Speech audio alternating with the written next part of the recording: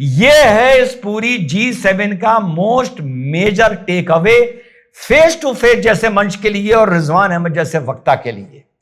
3 दर्जन बार दुनिया में घूम घूम के जो बात ट्रंप ने इंडिया पाकिस्तान के लिए बोली है वो नरेंद्र मोदी की और उधर शहबाज शरीफ की मौजूदगी में भी बोली है। नरेंद्र मोदी की मौजूदगी में डोनाल्ड ट्रंप नहीं बोल पाया। तू नरेंद्र मोदी जी को ब्यूटीफुल बता तो मुझे फर्क नहीं पड़ता, तू नरेंद्र मोदी जी को अगली बता तो मुझे फर्क नहीं पड़ता। फिर कहते हैं कि 3 भारतीय क्यों मारे गए, 3 चाइनीज क्यों नहीं मारे गए स्ट्रेट ऑफ हॉर्मुज में। ये कहते हैं ना, इसका जवाब भी लेते जाओ। चाइनीज इस मारे नहीं मारे गए क्योंकि चाइना में 50-55 करोड़ नमक हराम और हरामजादे नहीं है।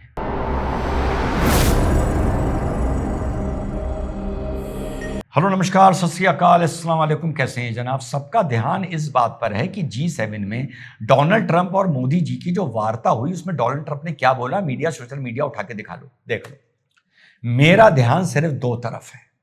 एक तरफ तो है कि आप लोग कहेंगे ये कहां से फेक न्यूज लेके आया है। सुन के जाना कि पाकिस्तान की कितनी बड़ी फजियत हुई है जो 6 महीने से ईरान और यूएसए को लेके दरी और चटाई लगाए बैठा था।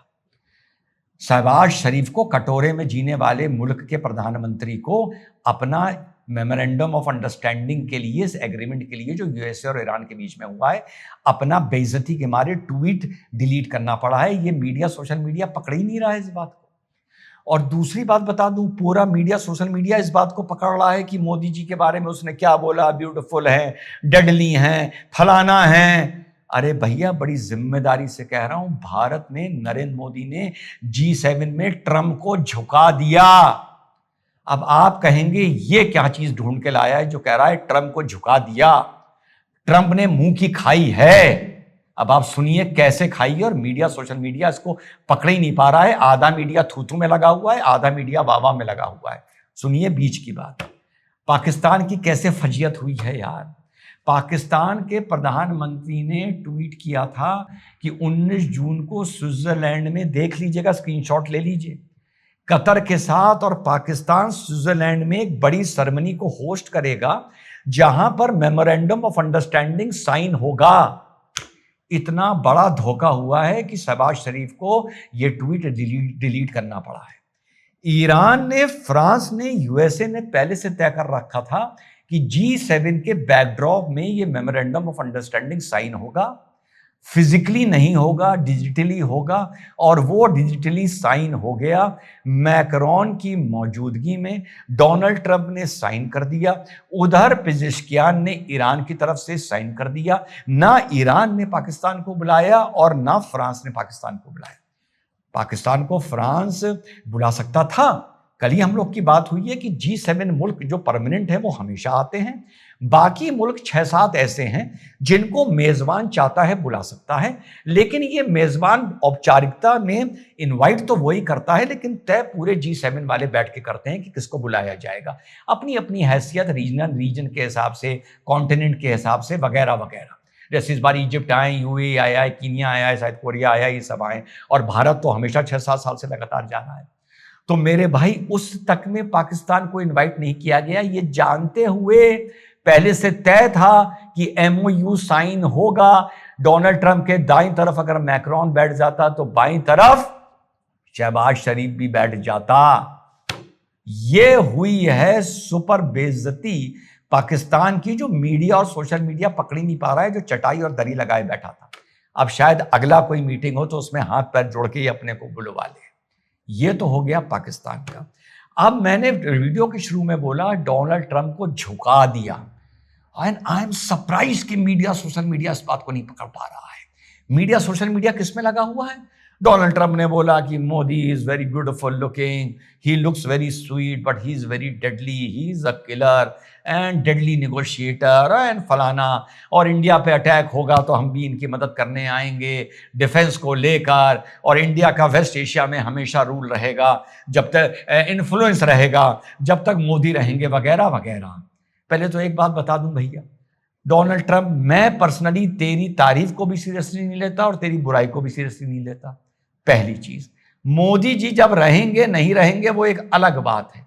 ईयर्स के हिसाब से शायद नरेंद्र मोदी से पहले तुझे यूएसए के प्रेसिडेंटशिप से हटके जाना है।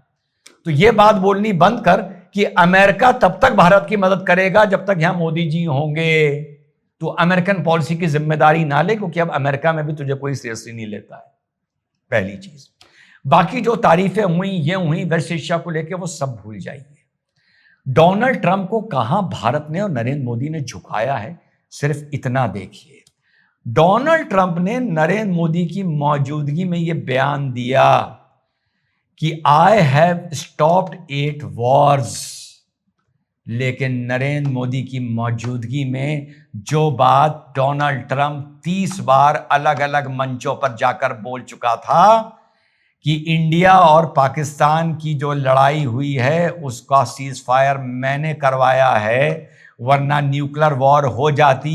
डोनाल्ड ट्रंप के पास नरेंद्र मोदी की मौजूदगी में इतना मादा और इतना गूदा नहीं था कि वो नरेंद्र मोदी की मौजूदगी में ये बोल दे कि इंडिया और पाकिस्तान की जो लड़ाई चल रही थी उसका सीज फायर मैंने करवाया।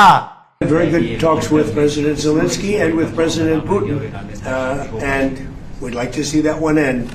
I ended 8 wars, and to be honest with you, I thought this would have been one of the easier ones, but they're not liking each other too much, and that makes it much more difficult. But we're working. I had 2 good conversations with President Zelensky and with President Putin. ये है इस पूरी G7 का most major take away, face to face जैसे मंच के लिए और रिजवान अहमद जैसे वक्ता के लिए। 3 दर्जन बार दुनिया में घूम घूम के जो बात ट्रंप ने इंडिया पाकिस्तान के लिए बोली है वो नरेंद्र मोदी की और उधर शहबाज शरीफ की मौजूदगी में भी बोली है। नरेंद्र मोदी की मौजूदगी में डोनाल्ड ट्रंप नहीं बोल पाया। यह है मेरा टेक अवे इस पूरी G7 का, और इसी चीज को अफसोस है कि मीडिया और सोशल मीडिया पकड़ नहीं पा रहा है। और जो MOU साइन हुआ है इसमें पाकिस्तान की फजियत को नहीं पकड़ पा रहा है कि उसको उसकी औकात दिखा दी गई कि तुझे जब तक चटाई बिछानी थी, दरी बिछानी थी, तूने बिछाई, लेकिन जब मेन चीज साइन होने गई, इनवाइट तो छोड़ो, पाकिस्तान को इत्तला तक नहीं दी गई, ना ईरान ने दी, ना फ्रांस ने दी और ना अमेरिका ने दी कि ऐसा मेमोरेंडम ऑफ अंडरस्टैंडिंग साइन होने जा रहा है। और ट्वीट करके, थूक के, चाट के शहबाज शरीफ को वो ट्वीट साथियों डिलीट करना पड़ा है। सो आई एम नॉट कंसर्न्ड कि नरेंद्र मोदी जी की किसने क्या तारीफ करी कि उनको कितना ब्यूटीफुल बताया।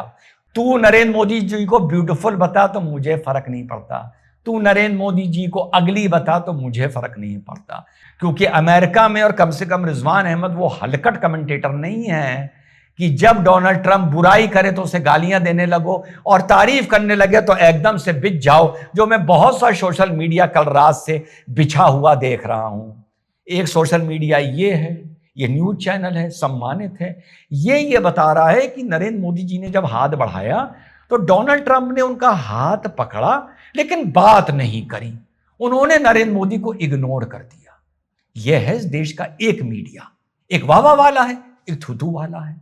इस जाहिल मीडिया को फूटी कौड़ी के ये बता, मैं इससे एक सवाल पूछता हूं कि अच्छा नरेंद्र मोदी के अलावा खड़े होने के बाद उसने किस किस से बात करी?